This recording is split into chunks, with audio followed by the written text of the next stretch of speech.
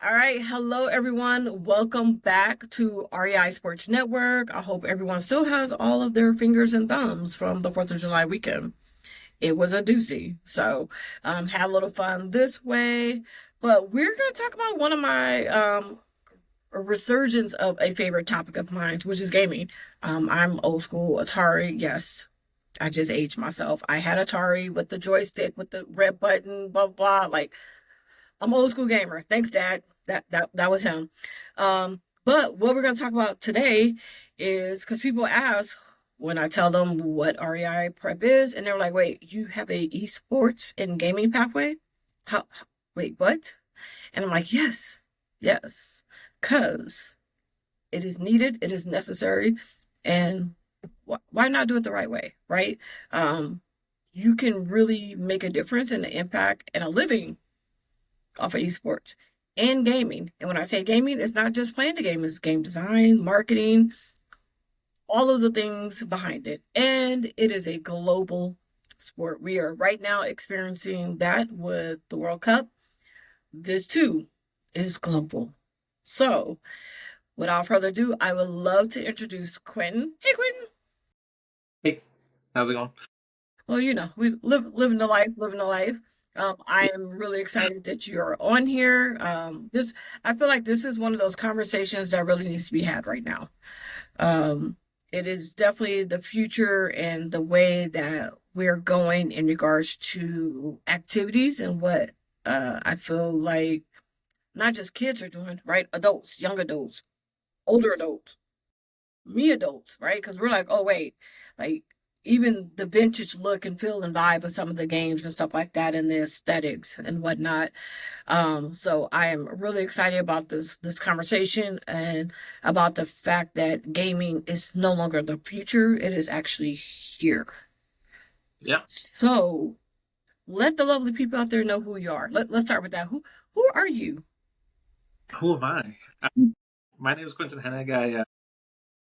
In the world of esports, I got started at the college level, working out of Arizona Western College in Yuma, Arizona. It was funny because it was just a part-time gig that I walked into, and then it blew up, and it was awesome, and it was fantastic because it was a whole esports program. And there, I think you kind of walk into it with certain expectations of what this is going to be, because this is video games, but it can really grow into something really phenomenal, given the right structure and pieces in place. Okay. Did a couple years there, a couple semesters there, with esports, and then I moved out to Tucson, and I'm teaching out here. So that's kind of my involvement with esports now. So I have a couple of years of collegiate coaching and managing experience. Okay. And then while you were there, you got your master's degree in cybersecurity as well? Yeah, yeah. So information security and assurance is the official title. That's even better. Cybersecurity is a catch-all. And yeah, so I was working part time and doing my master's on the side. So when I got my master's, Arizona Western College had an opening for cybersecurity professor, so they just bundled it up into esports coach and cybersecurity professor into one. So that's what I did for a bit, and that was a ton of fun. Okay. So I like it because again, and that's something we'll circle back because I feel like today's age is very much online, right? So like we're doing online education, social media is online, esports and gaming. Even with our athletes, they all need film, stats, like highlights, real, and a lot of that. So that's definitely something I want to make sure we educate our students on. So that is something that hello REI family. We are working on having that as a class, just safety online, right, in all aspects and realms, and that's something that we're looking at having available for all of our students. So kind of want to throw that plug in there and mention that in there, which is another really great reason to have a Quentin part of the Roadrunners family. So just know when you see that information and probably an additional conversation later down the line specifically on that, because he has a wealth of knowledge in that area and obviously expertise, and it's something that's very, very important. So there's my PSA for the moment. Yeah. Let me get off on that. So another thing that was really fun, when we were talking about, so you already interact with, so okay, so you work on the collegiate level, coach, create teams, compete, the whole nine, built it from scratch. Not once, but twice, because you did it at Pima as well, kind of, sort of. Uh, Starting at, we'll see how far that We're goes, but working yeah. on it. Okay, got you. And then, but you already deal with pro athletes, pro gamers, right? Yeah, I guess it kind of, you would, Kind of, sort of. depends on how you define pro, right? So because there's different levels of, you'll hear the term top 500, and that just means you're out of the whole world and all the player base that plays this game. You're top 500 in the world, which, given any player base, that's generally considered very elite. Yeah. So I know a couple of them for various games, but yeah. Okay. That's crazy. That's great. So, and people don't think of it that way. Like that, there really is a ranking system. Yeah, yeah. So each game would have its own ranking system. Like, like, well, if you just think of all the players in the NBA, there's probably about, you know 300 to 500, somewhere around that range, probably Yeah. off each team. So NBA has a, so let's matter of fact, let's equate it to that really quick. We're actually jumping ahead because that's just where we're at. So the NBA has 450 roster spots. Okay. So, but again, the NBA is US based, Mhm. but they Oh, have yeah, international players, exactly. right? Yeah. They did just sign off. They are officially going overseas. NBA Europe, I think they just closed the bidding. They're going to have like 16 teams. So it's going to be crazy. So now they're doing that again. So essentially it's the same. So with the NBA, right? We have NBA, we have G League, we have our like pro teams, semi-pro teams, league, stuff like that. So esports has like the same type of tiering system. So, yeah, see, right there is the first misconception, because if you just say, oh, esports has its own tiering system, that's like saying esports is the NBA. But in reality, esports is just considered sport. So if you say sports in the world, it's like basketball, football, golf, soccer, all these sorts of things. So I would go to the specific sport, which in this case would be Valorant or Overwatch or Rainbow Six, whatever game you're playing. The one I'm most familiar with is Valorant, and they have uh, sub tiers and tiers below that. So they'd have, the best way to describe that's more like baseball, where you have AAA, AA, majors, and all that. So that's kind of how you get there, and then you have to get picked up by a team. There's some that are more focused on development, so you'll see like school names in there, that try to get players through and bumped up to the pro scene. And then the pro scene is pretty volatile too. You'll have, a player get dropped from a team, and then somebody from that tier two might get called up. They might switch spots and things like that. So yeah, it really depends on the game you're playing. So it's not even just, oh, okay, we're out there playing games and everyone's playing Call of Duty or 2K, or Madden or anything. It's literally, it's per game itself might have different structures because from my understanding, so, and again, and I'm speaking in basketball language because, and just sports language because that's how I'm used to it. So like even with football we have 7v, 11v, right? That's your versus. Basketball 1v, 3v, 5v. Is there a same type of situation in, when you're over on the gaming side, where is certain different types of level or team size or rosters, or what does that look like? So that would be dependent on the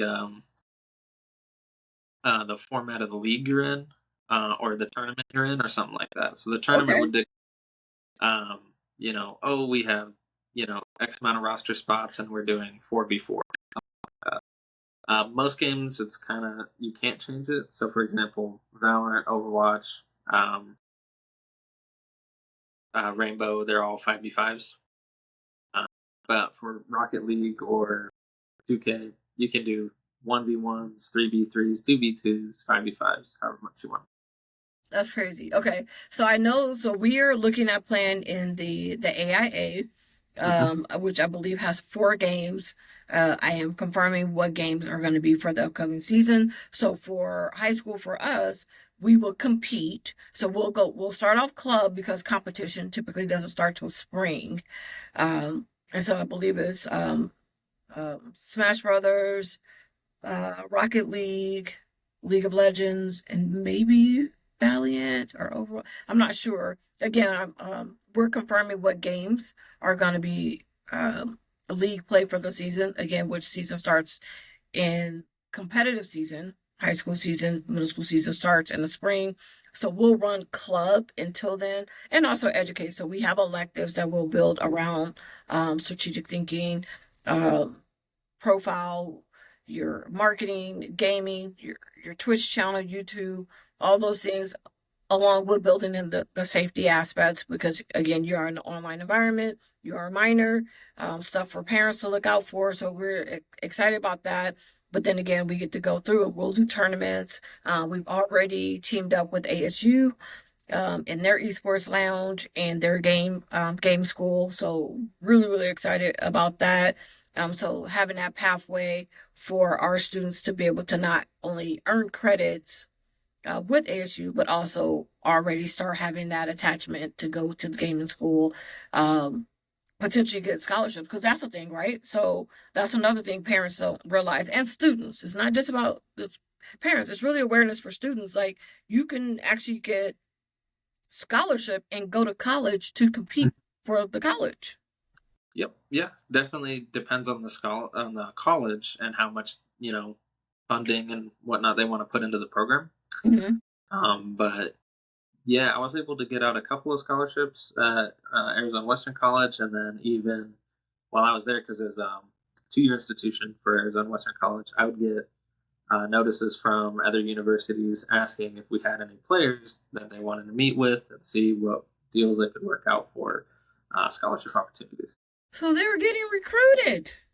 Yeah, yeah. No, it was really cool. It was really cool, and a couple of them looked out. Sometimes it doesn't quite work out. Different situations, but they met with whoever the esports director was over there and tried to get them to come to their school because you're looking for talent. Right. And I saw, like, I know that GCU was giving out scholarships, ASU was giving out scholarships, and even, like I said, like smaller schools. So it's out there, it's available. Like, you can literally go get your education paid for, continue what you're doing, playing the games that you love. But here's the thing, you are gonna be on a competitive level. Like, it is a real thing. Um, when, so here's my question. When did you realize that esports is bigger than what people realize?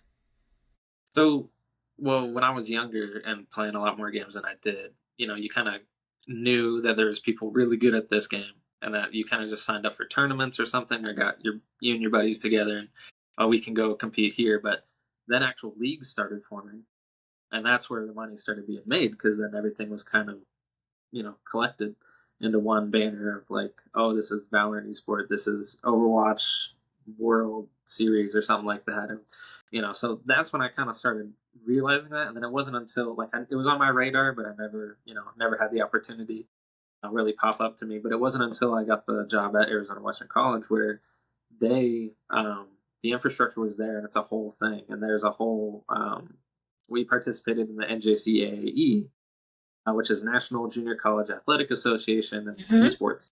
So, and there we played against community colleges across the country. You compete in varying levels of competition. So you could be tier 1, which is highest tier. Tier 3 is kind of if you're just learning how to play the game, and anybody can join. Really, like I could have joined if I wanted to as a faculty member. Um, Tier 1, you have to be a student. You have to be full time. You have to be in good academic standing. So there's a lot of I think the stigma that might be around esports is that because it's a video game, it might not be worthwhile for you to be spending time on it and trying to work on it. And like anything, you'd say it's more of a balance, right? And how you approach it. If you approach it with the idea that there's structure involved, that you're in a team setting, that we're working on something, we're actually trying, to compete and win, then it's treated like any other sport. With basketball, football, anything like that, just a different environment. Um, yeah, and I think the idea that it might be a waste of time, again, it's completely dependent on how you're going about it and how you're handling your business. But yeah, it could definitely be very beneficial for people, learning new things, conceptualizing, teamwork, leadership. Those all come out to play when you're actually in that environment. Right. So people know the standard student athlete, right? So Hmm. what you just essentially described is what a digital athlete is. Yep. Yeah. Yeah. So again, you still need to know there is structure. There is so a digital athlete. They practice. It's team, solo. Like what in your mind is with a little bit more structure and clarification behind it. If I would say, "Hey Quinn, what is a digital athlete?" What are you going to tell me? Well, a digital athlete is the same as you consider a regular athlete, just in a digital setting. Which means that it's a lot more available to more people, and that's a big pull from it. It's not like you have to be the strongest person, the person that can jump the highest or run the fastest, right? You can be anybody as long as you have, um, the ability to basically move your hands. So that's great. And so anyone can be on a team together, and then they're held under the same requirements as any other athlete would have. At least that's how I approached it. So you have to be in good academic standing, respectful to everybody, accountability, um, team player. So all the big things you want to look for in any other sport, you want to look for it in here too. So Okay. So now when a parent says, "My child plays games all day," my child, how do you how do you address that in regards to how that can actually be a potential career for them? Have you ever had those conversations? so well, that's interesting because I've only been at the collegiate level, right? So I hardly ever really dealt with any parents for high schools or anything like that. What I would say was, again, like anything can be beneficial if you make it beneficial to you. Um, but it all comes with balance. For example, if I was out playing basketball in Arizona heat all day and night, I don't think people would think that's a great idea either. And the same thing, if I'm playing video games all day and all night, it's probably not a great thing either. It all comes with your structure. If you want to, like, how if I was practicing basketball, which I used to do a lot, I'd set some time for layups, I'd set some time for dribbling, I'd set some time for shooting. You do the same thing in esports as well. Of course, there's always the fun times, and I think that's what everyone looks at, right? I can get online and play with my friends, and that's great. That's a lot of fun. Everyone has fun there. You do the same thing with basketball. I'm not necessarily working on my craft or working on anything. I'm just hanging out with my friends. And so I think that's perception. It's just esports and video games in general are a lot easier to be having fun with your friends in that capacity. But again, it's just how you approach it and how you want to approach it. So if you have if your child is, if you think they're playing too much video games, I think and this is actually a concern for you, and you feel like you might want to open the door for them exploring this pathway, you would want to sit down and have a plan the same way you would plan out anything else for a sports career or any sport you're doing that you're considering seriously. For example, if you're pitching in baseball, you're going to work on different pitches. Um, if you're a wide receiver in football, you're going to work on your route running and catching. You're going to have a plan, a structure. The structure is key. I'm telling you, preach it from the mountaintops. You need to have structure. Without structure, it's going to be nothing. You're going to have mayhem. But the structure is key. So there's player development in this. Oh, 100%. So what? So you mentioned great drills like running routes, layups, and whatnot. So what are the type of drills or player developments that someone who's in esports, what are they doing? Well, again, it depends on the game you're playing, but God, so so that's the thing as well. So another thing to understand is depending on the game itself can be like you said before. It can be like playing baseball, or it can be like playing football, or it can be like depend on the mhm. game you're playing. It literally depends on the game you're playing. Yeah, school says we have esports, that's the same as saying we have sports. Like, what are you playing? What's going on? Okay, got it. So again, okay, so let's see. If you're playing Valiant, Yeah, right? That's Valorant. Yeah. what what uh what's player development? What are you focusing on? So, I mean, there's a couple of things you'd look at. So there's different roles, right? You'd have so there's your duelist role, controller. So there's kind of like your player type, like how do you want to approach it? What role do you fit in more? Some are more aggressive, some are more passive. So these are like Um, positions. yeah, exactly. You'd have positions, and then just like there's 5 players on a team, but there's only 4 roles, so you can stack roles up depending on how your team looks, how you want to roll things. That's great. Um, the other big thing is that's a first-person shooter game, so you'd have to work on aim, hand-eye coordination is huge. And then there's different types of aiming, right? There's tracking, where if people have larger health pools, you need to track them more and like have your mouse on them so you're dealing consistent damage. But in Valorant, where the time to kill is super low, you just need to have one good reflex. So that's a whole different type of mindset and movement that you're doing there. So that's the more physical aspect of aiming. But then there's also conceptually, like, where are you positioned when stuff's going down? You have to be in a good position. Are you able to get in and get out? Are you supporting your team? So a lot of In Valorant, strategy, strategic thinking, yeah, for a sure. lot of strategy, and that's a lot of really fast decision making that you have to make. Um, then there's also team captains who are calling plays and calling ideas halfway through.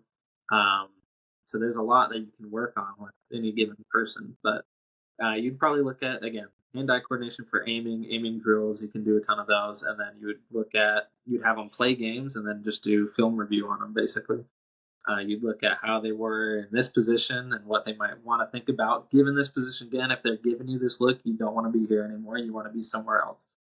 So it's a lot of the same concepts as any other sport. You just apply them to the digital setting. And again, the structure is key. If you don't have anybody telling you, and you can do it to yourself, right? You can give yourself structure, like a lot, like Yeah. Okay, you just said another thing. I gotta film. yeah, You watch film? So you're yeah, saying when they're putting stuff on YouTube, they're not just putting it up there. That's actual film. yeah. So if there's a live game, I mean, that's what we used to do for my teams. Is we would watch the other teams film and watch their tendencies and see where they would go, what they like to do in certain situations, and then you just have that in your head when you're going into it. You're trying to win. I mean, it's all competitive. It's the same way you would do any other sport. I want to watch this guy. If he can only dribble with his right hand, I'm gonna guard his right side. He can't dribble with his left. Duh and duh. Like, yes, right? Like it as you're saying it makes sense to me, especially somebody because when you're in the zone and you're just playing, yes, these are all the things that you're doing. But it's like that when like when you play certain friends or certain people, what they're gonna do or who they're gonna use or what their style is. So it's the same thing. So being able to take that on a competitive level, like being able, oh yes. Okay, so now let's go into the fun stuff, right? So Mario Brothers, really big, always been big. Grew up on Mario Brothers, Nintendos, all the Nintendos. That is still very much very popular. Where there's the Smash parties and whatnot. So for that, because that is one of the games that's played in the league, right? So now, what type of player are we looking at for that? And then, is there player development that's different for this type of setting? Yeah, so I think there's an important distinction that needs to be made for a game that's popular. It's not necessarily going to mean that it can be competitive as well. So if you just think standard Mario, right, and you're just running, platforming, that competitive scene is not going to do as well because it's not versus. Um, but for Smash Bros, which is the Mario that you're talking about, Yep. that's a fighting game, right? So you'd want somebody who's has experience either with that game or like Tekken, Street Fighter, um, Mortal Kombat if you're into that one. Okay. Um, Okay. so all those you'd work for that, and then you'd look for people. And again, that's not my personal expertise. My expertise is more shooters, but how I would approach it is you'd want to make sure you pick your character and you want to make sure you master that character. So you know all the combos and all the moves and all the tech that you need to know to play that effectively. Mm-hmm. You then want to know, because usually in those formats, it's like a best of 5 or something like that. So you play 5 rounds, best of 5. And you're able to switch your character halfway, like from match to match. Usually, again, I wouldn't know the rules for AIA, but in ours, you were able to switch halfway through. So if you had a character that gets hard countered by some character that your opponent's playing, you need to know another character that's not the same playstyle. You need to have like 2 good characters. So you're Okay. not getting hard, and that so you work on those 2. You work on the combos. You work on predictions again, and the same thing is true with film review on them. If there's any film out there on their fighting styles and what they like to do, Right. if they block right after they do a certain move, then you can grab them and go into some Okay. combo that blocked in. Okay. So now this is a great pivot point, because again, you're speaking of the film. So what also we want to be able to let people know and understand is that esports isn't just playing the game, right? There's what what are the careers that you know of and that you see, because you're in the education system as well, and you, I mean, like, hello, like you alone, I mean, you coach, right? And um, So, and yeah, yeah, so then, but you know and you understand. So yeah. and have dealt with marketing and stuff like that. What are careers that, like, if you were to talk to some of your guys, you're like, okay, so you're not gonna go, professional or like high end, but that you see they have a knack for certain things, maybe the marketing of the streaming or something. What are, if you was just like run up a list of careers in esports, what would you think? What would you say? If you're a player, your general pathway to actually make money would be to, other than playing, if you're not looking to play, it'd be to go streaming the route. So you'd be streaming, and the cool thing about streaming is that you can have another job while you're doing that, which is great. So because it takes a while for that to build up to the point where you're self-sustaining and you make just like generational wealth for your family if you're lucky enough. Yeah, thank you But for saying that it's not overnight success. Thank you. it's Thank you. not. Yeah, you'd have to be. Yeah, no, nobody's overnight success for streaming. I mean, and that's a lot of content creation essentially. So it's a mix of gaming and content creator, Okay. which means that you got to be either the 2 ways I see those people being very successful is you have to be super entertaining, you have to be super funny, or you have to be crazy good at the game that you're playing to the point where people are just so impressed watching you play. That's the streaming route, and then you get tons of money doing that and deals, promotional things, all that sort of thing. The other thing you can do is you can sign on with the company that made the game and help run their esports whole thing. So if you look up any sort of Valorant game competition, huge elaborate stages. They have one in LA, they have one in China, one in Korea, I think, and then one in Berlin. And so they have all these great things, and they have commentators, they have producers that are changing the scenes that you're seeing and the POVs that you're getting. The commentators are the big ones too, that they're always there, they're always doing stuff. Then they have just behind those scenes, again, the producers behind those scenes. You have the, like, we need to set the stage up, we need to make sure the computers work, we need to make sure the screens work, and then if something happens, we need to make sure we have an extra computer and I can set that up super fast so the downtime isn't low. So there's all that. I'm more IT stuff if you're more techie. Um, Again, if you're entertaining, there's those ways you can go as well, and then marketing as well. If you go into any sort of sports marketing, it's the same idea that you could do it with esports marketing. When I was with Arizona Western College, we had some deals in place with local businesses looking to promote us, and so that's a skill that you would learn while you're doing that. Figuring out, well, this makes sense for both of us. You get some exposure, we get some funding, and we all work out, and you get a nice little logo on our jersey. So there's a couple. I mean, even anything you could do with sports, you could probably apply it to esports. Like sports psychology is another one that you could think of, even more so if you think about it, because I would say a good chunk, around a third, is all mental. I mean, if you go in thinking if you're playing basketball and you're thinking, I can't beat this guy, there's no way I can beat this guy. Well, then you already lost. Same thing is true in esports, except to an even greater extent because it's all here, right? If I don't feel good on the court, then I feel bad. But if I feel good on the court, I feel like I can do anything. It's harder to get that feeling in esports. So the mental game is way, way more important in esports as well. So yeah, sorry, there's like a ton of No, that's job great. listing I things. didn't even think about that. Yeah. Yeah, Yeah. but that's I mean that was something we had too for a team is you have to make sure your mental's up, your mental's good. Because as soon as one guy's all mopey, he's not having a good game, and he just affects the whole team, and then you got to worry about that. But no, it's bad. Yeah, it's just like anything else we deal with in coaching a team. Right. So do you feel like there's any particular career or careers that's exploding right now in esports and gaming? Um, so exploding, nah. I would say again that you'd have to work for the company that's making the game, and if that game's doing well, then the company's doing well, and you can get Got into it. you. A lot of times, what they'll look at is that you at least know the game that you're going into.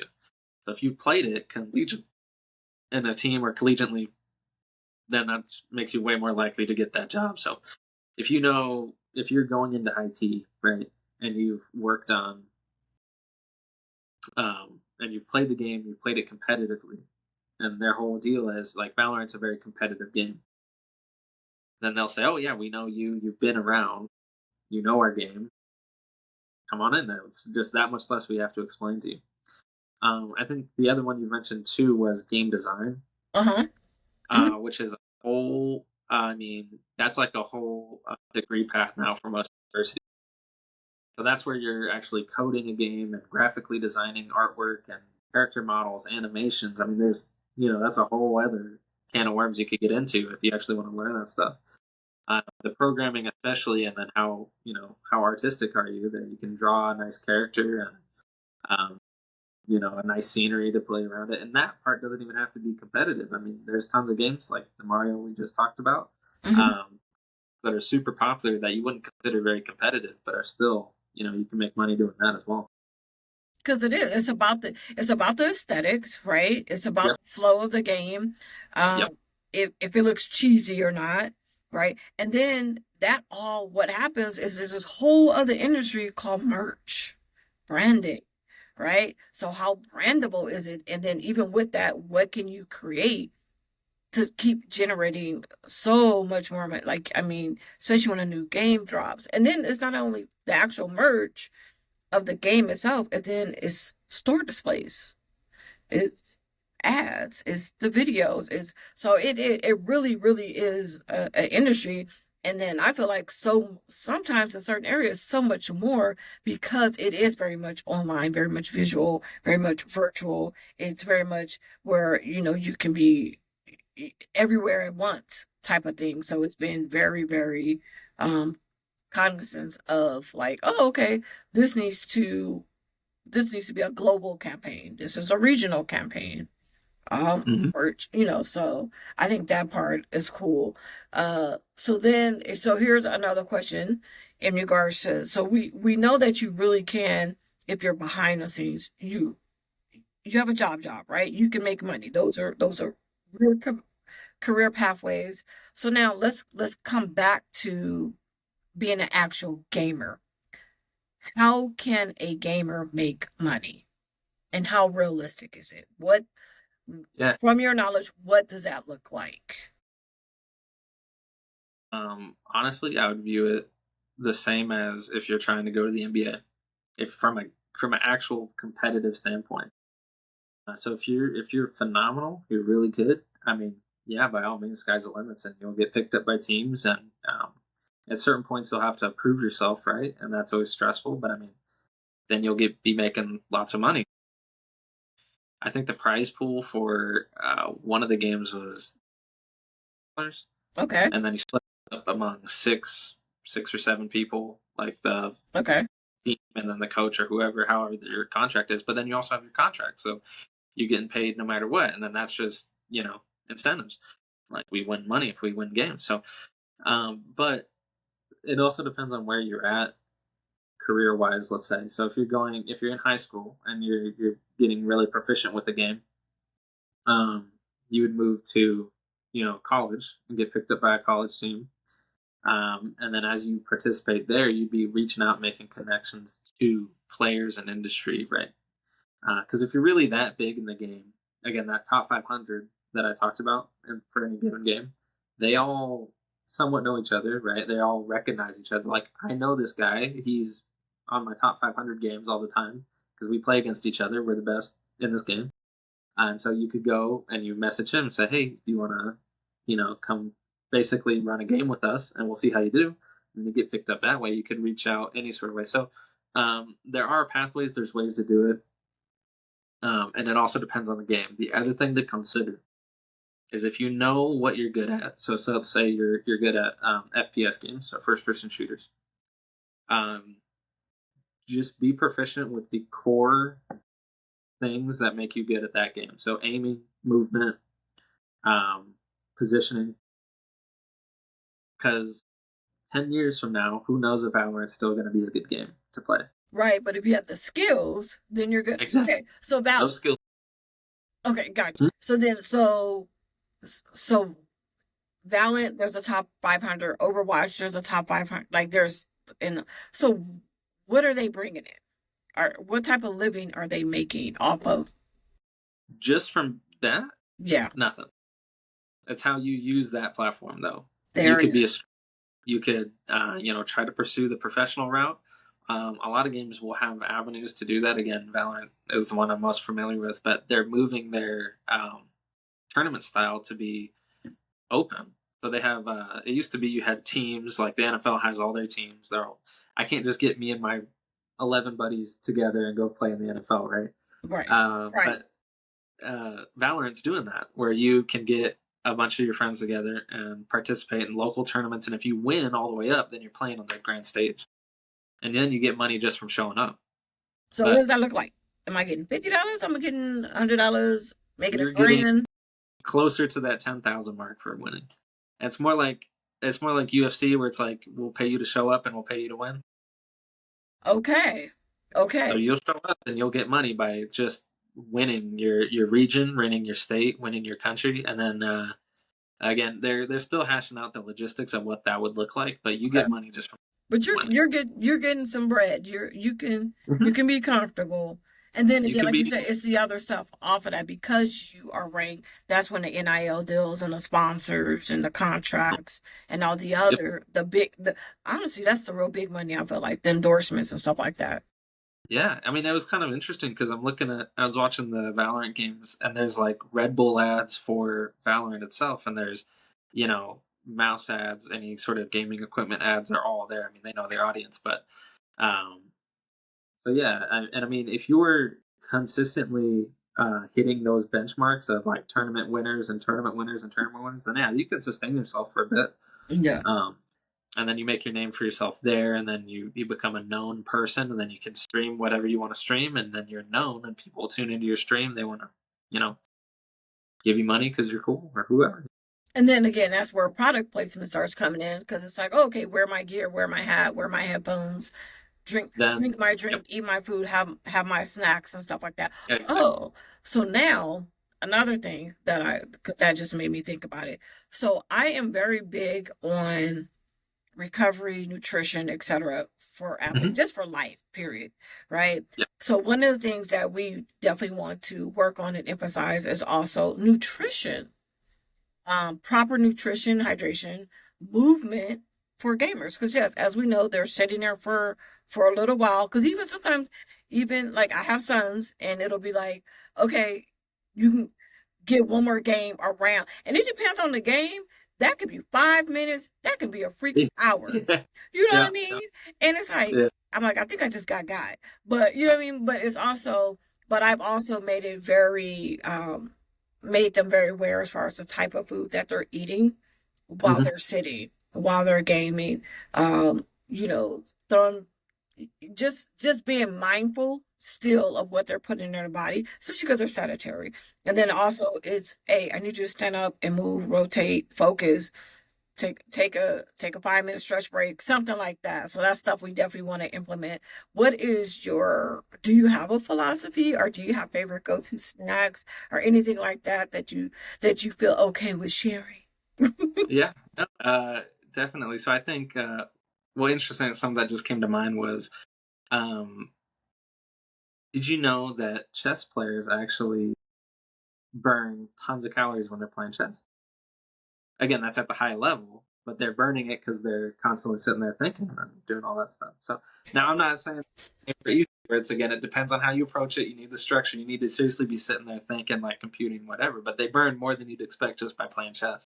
And Did I'm not assuming know that. some of that, yeah, yeah, it's pretty crazy. You should look it up. But some of the overlap, I'm sure, is there too with esports if you're really competing at that high level Yeah. and you're dedicated to it. And there's been some question as to why, because when you're playing at that level, a lot of people will be drinking a ton of caffeine, like Red Bull and Yes. coffee and stuff. Um, I personally don't advise people to do that. Okay, because that You're first, but at a certain point, I feel like it actually inhibits your play style and how you're doing because you just get jittery and you're just kind of off it a little bit. uh-huh. Uh, Better, but yeah, nutrition is great because if you feel good, you're gonna play good no matter what you're doing. If you feel good, you're gonna do whatever much better. So, um, and there was even I was listening to this podcast of some players talking about the Valorant. They just finished up the London tournament because you play in your area, and if you do good, then like the best teams out of North America, Asia Pacific, China, and Europe go and play in a tournament at different locations. So this last one was London. There was Santiago. Was the last one, and then I think it's I can't remember where the next one is. But anyway, they were talking about how he played one game and kind of just didn't perform well. In the next game, he went to the gym right before and then played some of the best he's ever played. Again, super anecdotal, but I would always stress to my players that you need to also feel good outside the game as well. And so that comes with being eating healthy, being cognizant of what you're putting in your body. Not saying you need to go on like, you know, no Thor diet, no Captain America diet. You don't need any of that. You just need to, Just eat right. Just be a healthy just human. eat right, be healthy. Yeah, don't be crazy. There's a lot of you'll see a lot of things for gamers are all about the caffeine intake, Yeah. and they're trying to get as healthy as they can.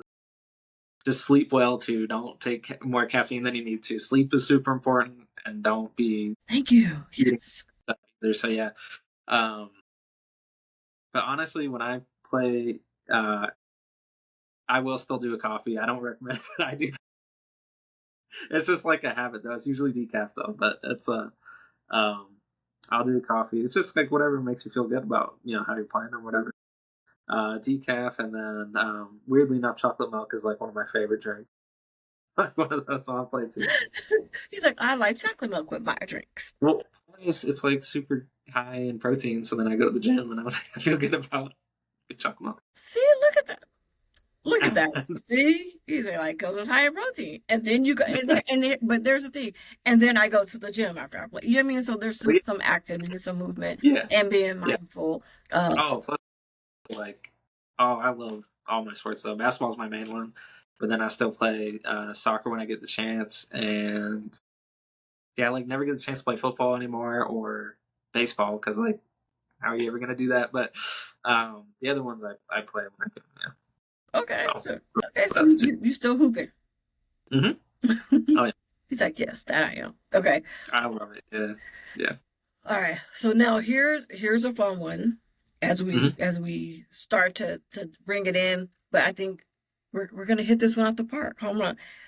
The one of the controversial things of all time right now, Mm-hmm. AI. Yep. How do you feel that AI is changing the game? Um, sports, jobs. Talk to me about AI because you're also like I said, you're in that cyber IT, you're in Yeah. that world as well. So, So mhm. So where I see AI excelling, and this is where it excels in most cases, is finding patterns and compiling data. Those are the two big things that it does extremely well. Which is why when you ask it to come up with your own writing assignment, it comes up with crap. It's not very good, and it looks bad, and it's not great. But if you can give it the data, if you can give it stuff to work with, find the patterns in this cluster of data analytics, then it'll find you the patterns for you. Really good at that. And this was in no better pointed out than one of the latest Call of Duties that come out was like Black Ops 7, which I can't believe there's Black Ops 7 because I remember playing Black Ops 3 and it was great when I was little. Now we're on Black Ops 7 and it was horrible. Nobody liked it. And the reason why nobody liked it was because the amount of AI usage in content creation in there. Oh. Horrible backlash. If you go on Steam right now, if you look up any review about it, it's going to be it's not great. Nobody liked it. So that's one thing that I would caution, not like game developers are listening to me, but I would caution game developers to stay away from AI in that respect because it was a horrible referendum on the organization. Okay.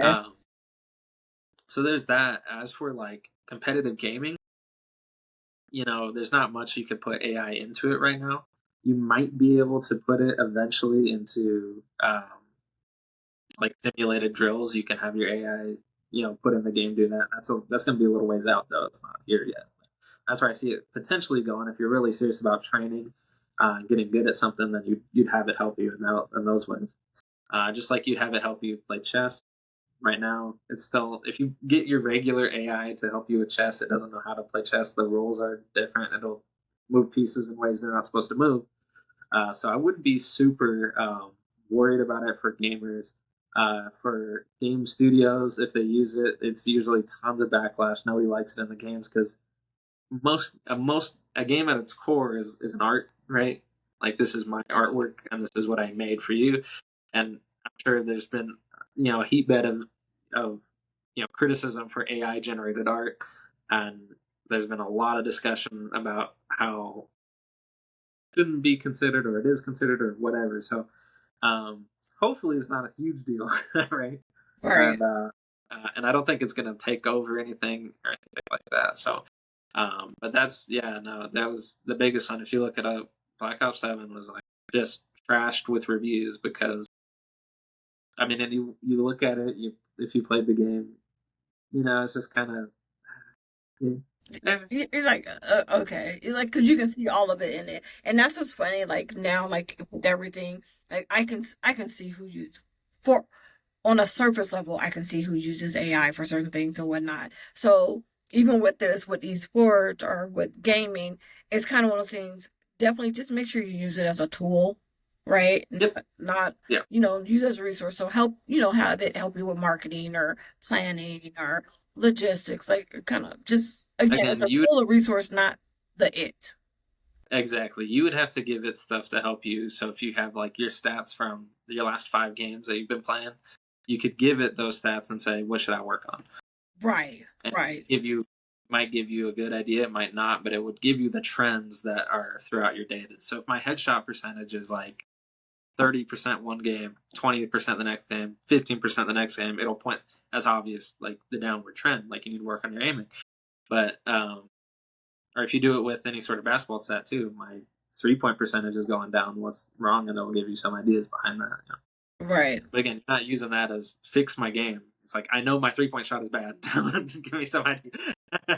I need to shoot more. But yeah, Yeah. so like again, use it for more of the resources or even tracking data, right? So that's another thing. So maybe it's just so like you said, you're letting it know I'm doing this, I did this, I'm doing this. So it's tracking your own personal trends and maybe giving you input. Okay, now you're starting to do better here. Let's shift to here or something of that sort. So okay, or maybe other games that are similar because, like you said, maybe you want to focus on a certain style of game and you're like, okay, well, what other quality games are like, and maybe it gives you the right answer, maybe it doesn't, but at least it kind of maybe gives you something to, again, people, let's quit being lazy. If it gives you a list, like check the list, making a list, checking it twice, like let it make the list and then you check it twice, right? Because it's like, oh, and then, it's something that don't even exist anymore, or is not even in, you don't even have access, or who knows, but okay. Yeah. Okay. Well, that has been a ton of information. I'm excited. What are your thoughts or closing thoughts in regards to what we've even discussed and talked about building in regards to REI prep, 7th to 12th graders now having access to becoming a better uh, digital athlete and our exposure to game design. Well, I would say I think it's great. Great opportunity available, and I think it's just brimming with potential. Um, if you're a student looking at this, I think you look at it like this is a great opportunity to actually have some other structure around me to grow in a right way. Um, like I could teach myself how to play basketball, but it's completely different than when I'm in the gym with my team and my coach, yelling at me or whatever, trying to get me to do my drill right. Right. Completely different circumstances. And so I'm not saying you can't grow yourself, but it's a lot easier if you have that structure and that surrounding support with you. So that's what I would say about that. And, it's the pathways that can be made with that. So you already have one with ASU, which is great. It wouldn't be too hard. I know NAU has a pretty decent esports program as well, and they're looking for players. Okay. U of A is up in the air. Last I checked, I don't know what they're doing, but I know schools want it. They just need to find people that can actually help run it. So Ooh, that's a good right there. They want it, but they also need people to help run it. yeah, if you have a doofus in there, then it's going to be horrible. Like anything, you need someone actually who knows what they're doing running it. So Ooh, because see? when you get into it, I mean, it's way more than you let on. Like there's a lot to manage, a lot to coach, a lot to actually. If you want to excel at it, you can dig pretty deep. Okay. All right. And so I definitely that'll be something we will touch on. And that's the beauty and that I love with REI Prep. It really is also student led in a way of what is it that they're looking for and what they need to be better to feel their passion. So it's like, okay, well, I I want to do esports, but like I said, maybe I want to coach. Maybe I want to know how to build a club or run tournaments or whatnot. So you bring that feedback. Okay, so let's build around that. Let's get you that content. Let's create a master class or a workshop. Let's bring people in for that and create that content or that library for you. But here's the great thing about it. We can also convert it and make it a class or adjust curriculum again. So that it's built in there and so that this is something that's happening. Now I'm like my wheels are spinning and I feel like this happens every time we record an episode because we have the coaching fellowship, right? So it's like now it's like, okay, so now should we have a esports coaching like program or fellowship? Again, it's based off of the need and the desire. Same thing with officiating, right? Because that's the whole, is there officiating? How does that work? I mean, it's already baked in. Baked in. Yeah, because it's just the game. It does what it does. Okay. So got you, which is things like that. So before we go, rapid fire. PC or console? That for me or what? What do you? Yeah. Oh, for uh, right now PC. Yeah, Okay. Favorite game? all time Skyrim, but right now Valorant Pro. Okay. Underrated game. Underrated game. Um, I mean, I would say probably the. Well, I don't know how underrated it is, but I've been loving the college football, EA college football. Oh, yeah. I just saw yesterday 27 is coming out. Yo, Or I it think might be out. I just right. saw the signage for Yeah, it. Okay. yeah. So I've been loving that, but I know the football games, EA gets it, and they get people don't like how it plays or whatever, but I love it. It's a guilty pleasure. Right. Um Favorite streamer? Okay, so for sure. Most exciting game that you're looking forward to that's coming. Coming out. Oh my gosh. Yeah, I'm so out of the loop. Most exciting game coming out. Oh, it's got to be GTA 6. Don't 18 and up. Don't. That's fine. Okay, your dream esports event. Dream esports event. Well, what do you mean? I don't know. Like if you were to create like you're like, oh, this is the esports event I've ever wanted, what would it be? Well, I think what they're trying to do with the World Cup for esports is pretty cool. And remember what I said? You can't just say esports because it's like World Cup sports. It's like what sport are we playing? Well, they're Right. actually every single game or most of the games in under one would be pretty cool. So I think if you're the US, you have your Valorant team, your Overwatch team, and then they play against everybody else, and that'd be pretty cool. So that's a dream esports because I love the World Cup so much. It's such a cool thing. So it'd be cool with the gamers too. All right. And then one more thing. One skill that you feel every gamer should learn. Communication. Ooh, ooh. Okay, why? Wow, because how else are you going to get anything done? So it's assuming it's more than just a 1v1 game. But anything beyond 1v1, you got to be able to communicate, and that's a rule for life in general. You're working with anybody. If you can't communicate effectively or take criticism or do anything like that, I mean, you're just gonna fail. You can be the best player ever. Like, you think LeBron doesn't call plays? I mean, he communicates what he needs to communicate. Right. And so, I mean, you have to be able to do that. That's the one skill. You could be, even if you're just like a, quote unquote locker room guy or gal, if you're able to like just hype the team up, that's still a form of communication that not everyone has that skill. So if you can work on something, work on your communication skills. Because when you're in like, again, in that scenario where like you have to make fast decisions, and when you're just trying to think, well, do I go left or do I go right? And your teammate says left is clear, then I know I could go left, and that's fine. Your teammate just called it for you. So if you can communicate and you can talk while you're doing stuff, great. That But yeah. So true. Yeah. Dude, and that's like a pet peeve of mine. Is like on the court or field, like, dude, speak up. Like communicate like that is a huge thing.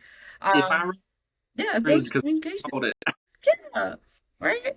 Oh my God. Okay. So officially closing comments. So imagine there's a 13-year-old kiddo watching this. They've watched this and they're like kind of pumped. But someone tells them that that they play games too much. They should stop.